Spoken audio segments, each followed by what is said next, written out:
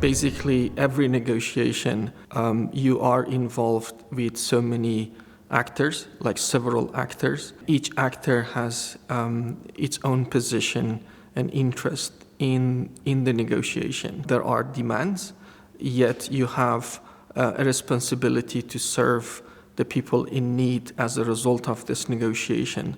So all of it create pressure on the negotiator.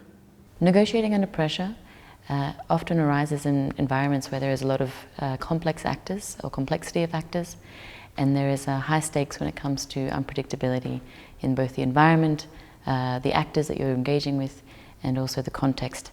There are often a lot of unknowns, and navigating through that is often the most difficult part. What makes the work of negotiation and the work of the teams in the field so important is that we are there to make sure that the so much needed aid and support is received by the people who need it. In that way, our work is crucial for our organizations and for the people living in difficult contexts where we are working. These are people who cannot meet the requirements they have. So the humanitarian assistance we deliver to them is meant to be life-saving, is meant to be helping them to be more resilient to shocks they receive. Challenges and dilemma that I consider when I negotiate under pressure can be from the context of the negotiation itself and the positions of the interlocutor. When I am in negotiations with an interlocutor, when you find that you are put under pressure in unprecedented time, so sometimes it will be very difficult for you to engage because he is always at the upper point and controlling your discussion or negotiation. What is for me important to notice is the big challenge to build trust between us and our counterparts when we negotiate under pressure. Another challenge is for me to get access to operate in a very efficient manner in the field. Of course, we face some dilemma. For instance, to maintain the negotiation with our counterparts without compromising our principle of action. The most difficult aspect of my job as a negotiator is centered around security.